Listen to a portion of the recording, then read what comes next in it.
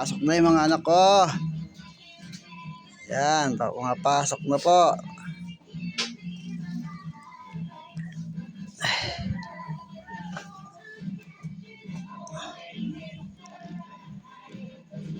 Anong oras papasok yung anak? Kambal? Ha? 7.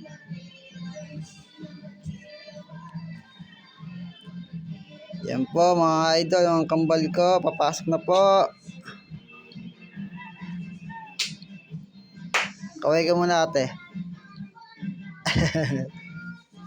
Bunso, kaway ka muna bunso.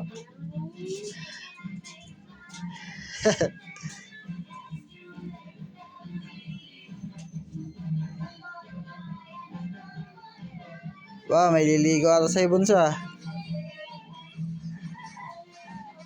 Yan, magayak na po ang isang kambal.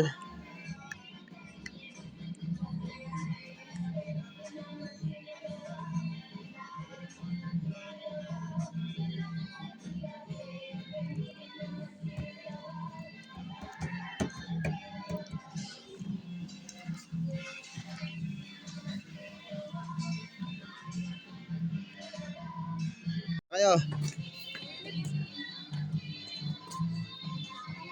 Sige.